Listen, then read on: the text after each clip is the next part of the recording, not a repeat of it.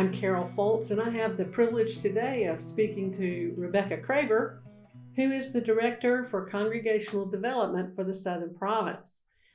She arrived in Winston-Salem in August, and she's been working to get this ministry started for the Southern Province. So it's good to be with you, Rebecca. Yeah, it's good to be with you too. Yeah, Rebecca, tell us a little bit about yourself, where you come from, and a little bit about what you've been doing these years. Yeah. Well, I grew up here in Winston-Salem, just at Friedland Moravian Church. I was born in Mayodan Moravian Church, and my dad was the pastor there. And we moved when I was about 8 years old to Friedland. And so spent a lot of formative time there. And once I graduated from university and decided to accept the call to ordained ministry, Friedland was my sending congregation, and I went to seminary at Moravian Theological Seminary and graduated in 2007 with every expectation that I would come back home to serve, but God had other plans. And so I served in a part-time ministry with the Board of World Mission, with the Antioch Project and Youth in Mission program as it was getting started, and with the Edgeboro Moravian Congregation in Bethlehem. And that was a really wonderful kind of entry into ministry.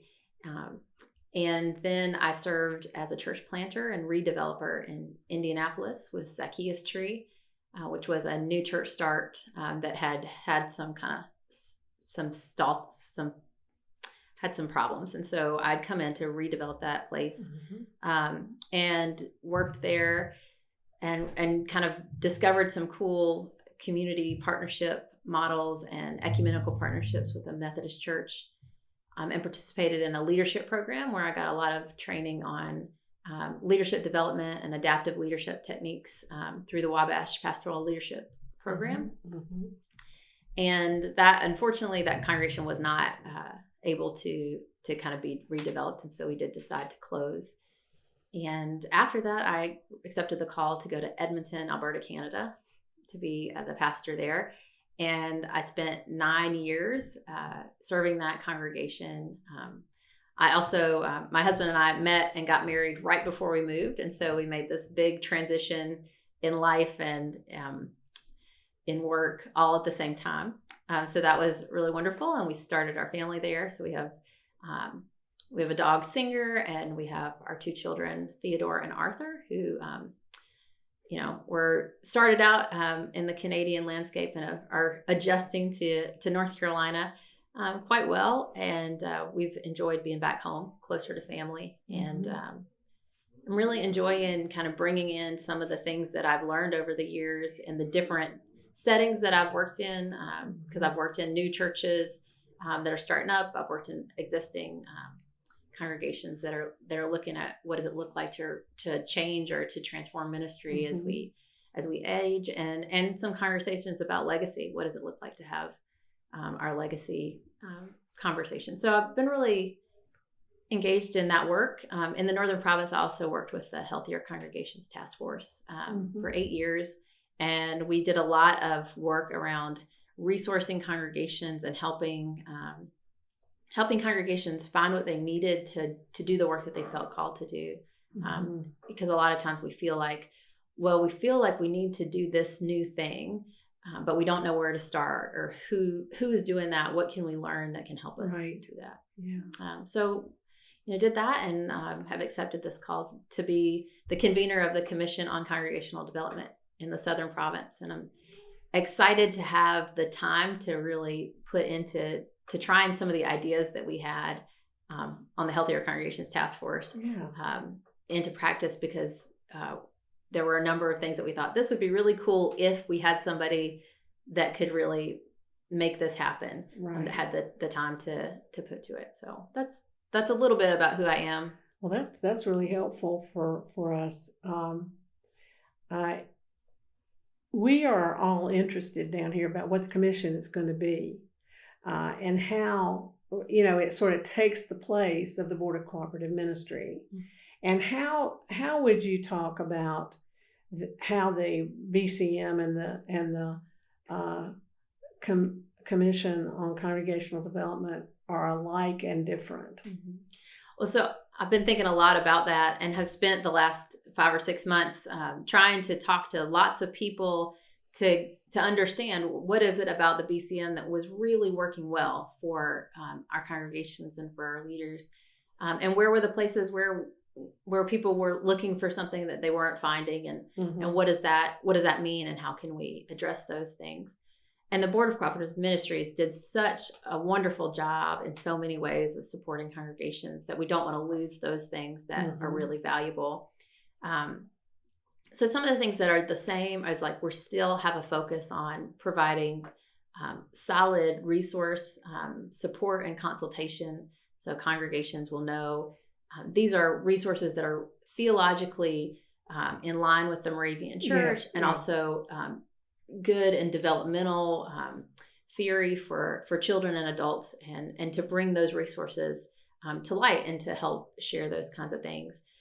We also are still focused on working with congregations in a one-to-one area, which is probably one of the ways the commission will be different, because our focus will be even more on the accompaniment of congregations kind of through processes of development. And that can range from wanting to start a new ministry, wanting to evaluate current ministry so you can sort of see what do you have in terms of appreciative inquiry and asset mapping, to other like kind of tiered approaches to congregational development, that as you kind of move through one area of congregational life and then kind of feel like you get set up in a new way there, to then say, well, what's the next step? And that we can sort of travel that road together and bring in resources and support to help encourage congregations in their work and their development as a community of faith in the context that they find themselves.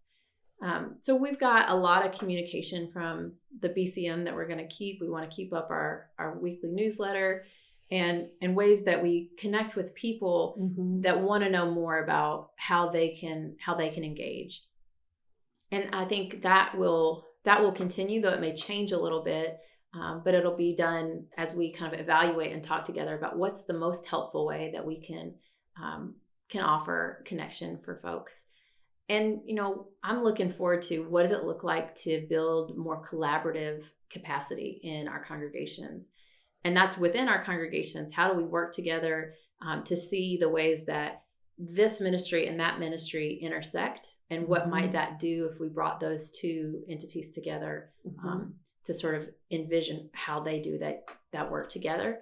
But that also crosses barriers with congregations. What would it look like if congregations came together in new ways? The RCCs, I think, gave us a glimpse of what is possible when we work together. And I think that's one area to build on, to see like what could be done that would be helpful, and build on those kind of affinity groups. Like what can we do together? What passions do we have that we share, that we can do better together in service of God and the transforming love that we all hope to be agents of in the world. So we've got a lot that will feel similar, and I think some of the things that we're gonna discover together will come about as we discover what we really need going forward. And it's kind of always a moving target. I don't have an idea that the commission will be, this, and this. I have a kind of place to start. We're starting from here where we want to spend more time in accompaniment. We want to ask more questions and support congregations where they are and where they want to go, and see what those relationships will do. Well, I understand that the PEC has asked you to be involved in congregational reviews. And so that automatically puts you side by side on a regular basis. Are there other things that PEC has already given you that will help you do that? Yes, I think the quadrennial review process is a really large part of what we'll do. And I think that will really give us a sense of how this can intersect with work in congregations. There's also some ways that the PEC is looking towards us to help with emerging congregations and some of the areas that were under the BCM, but to sort of bring into life and reimagine how that might be done in a way that is really helpful, both to the PEC, having a sense of what's going on in those ministries, but also to the congregation or the ministries that are developing to give a place where they can sort of land and have some support for what they're doing. Yeah. So I'm looking forward to that. And in many ways, I think the PEC is open to the commission's direction. And so I'm excited for when the commission is fully formed, we'll have a good way to get started. The commission will have working groups, which will be one way that people can be involved in the ministry that we're doing together, is these working groups centered around spiritual growth, community, and mission. And as you think about those things, all of those things are simply like part of one whole, and they're all connected. You know, you can't have spiritual growth without community. You don't do community without mission. Right. And so there's so much opportunity to see those places where they overlap, but where we can really build up and grow capacity in those areas. So I'm excited to see the kind of interplay between the different people that bring their voice and add them to the working groups and the opportunities to serve in very specific ways according to our passions, and to see what that does for us as a province. I think one of the big surprises for most of us, especially for some people like me who've been around for 100 years, was the move to Cedarhurst from the boys' school. Well, because we've been going to the boys' school forever for this kind of ministry. What are some of the challenges of and what are some of the reasons you came over here? What are some of the benefits and challenges of a new location? Well, I think one of the things that I find is a benefit to this is that it all feels new. So I think it was definitely tough on our staff and on me to figure out how to move all of that stuff into a different space and where's it all going to go. But I think some of the excitement is that now it feels new. And so to kind of start from a place that feels like we can move forward with some new life and allow some of the past that has been so wonderful to still be held in that place without kind of feeling the transition as much there. So that's one of the benefits. Some of the challenges are simply figuring out how to make this space, feel like people can find the books that they need and connect to the resources that they've gotten used to going in and knowing where that resource is. And I think one of the other challenges is that this building, it can be kind of imposing, the Cedarhurst building. And so we've talked about how do we make sure that it feels welcoming and hospitable to people who are coming in to visit, because it's a public building with the resource center in it. And so it's been interesting. A lot of that's been exciting for me to kind of see, like, what do you do with this beautiful old building that kind of gives it a new edge? You know, we have shelves in the office that have been painted and are more colorful. You know, they don't quite fit, but we hope that, like, as we kind of go along and build this space out, as we use it, that we'll find that there actually can be a lot that is sort of held within this building that invites people in to be kind of curious and gives us a place to cultivate some creative thinking around where the church is and where God is calling the church to go. So there's a lot of that, and it's been really wonderful to kind of be in closer proximity with provincial offices and to have the opportunity to see where even our work overlaps and can support the greater work of the church. We certainly made this move because financially it made sense for us as a whole. And I think, where we're able to save money in sharing this space also gives us some flexibility to see, like, what can we really do to support congregations in their work. And we hope that will pan out. But it was a big move, a big change, but I'm pretty excited about it. And, we'll be producing some video tours for people who can't get in yet to see it, to see the new spot. But well, now tell me who's actually here in this building. Yeah. So in our offices, we have Heather Stevenson and Beth Hayes and myself. Although I work remotely, so the office space for me is also a space that's available for churches to use for small group process and development. I'd love to see church boards come and meet in it once a year, just to see what happens when you meet in a room that's a different place than your own. The PEC president and the assistant to the PEC and the administrative assistant to the province. Our financial offices are here, and HR. And then the Unity Women's Board and Provincial Women's Board are also located in this building. All here. Yeah, all here together. In one space. In one space. And it's been really great.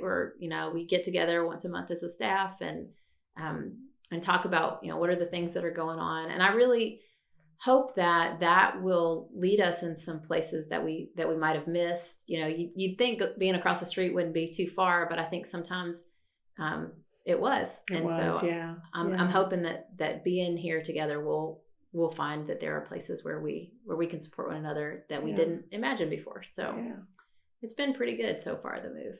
Well, this is really informational and helpful to me. I wonder if there's anything else that you just want to tell us, or if we've covered the bases. Well, I think that one of the things that I'm most excited about with the commission coming into focus is the ability that we have to kind of hold a large vision about how the church and the province can support congregations, and how congregations can have some opportunity to partner together in different things. I think, as we look at the church in the future, I really think that collaboration is going to be key to the success of the gospel in our communities. And I think that comes from the ways that we have learned to do church. I think sometimes are limiting because they are so centered on where we are. But in the world, especially post-pandemic, it's kind of gotten opened up to us. And I think, what are the ways that we find to meet those needs and to use the various gifts that are around us and connected to us. So I'm really excited about that. And I'm also hopeful that people will find some energy around their own imagination and cultivating that kind of curiosity that brings in new ideas. And that's not to say that every new idea needs to be done, but I think sometimes I certainly do. I shut down a new idea because, I've done that before, or I just don't know how that would work. And I never move to the step of actually thinking about how it might work. So I think that the commission, I hope will cultivate some space for people to have those conversations about their own congregations, about the province, and to give us a sense of, we don't have to know all of the answers about how everything's going to turn out to try some things. And I'm really excited about what those conversations might bring up that none of us has thought about before, because we haven't sat around the table to dream a little bit. Well, it sounds like in this early time, you are really open to hear what people in our church think and they're imagining for their own futures. How can they get in touch with you? Well, anybody can email me at rcraver@mcsp.org or call our office. The numbers are all the same. That's another thing that's the same. The numbers are all the same. Yeah. But you can also, on our website, there'll be a way to set up appointments with me. So people can just find a time on my schedule that works with their schedule and set up an appointment that way. But I'm interested in hearing what people are thinking, certainly in talking to people about questions they have about the work that we're doing. Yeah. Because there's a lot of flexibility and openness in terms of what you need, because it's not one size fits all. Congregational development. And you're really in the building stage of trying to address what is here and what is going on right now.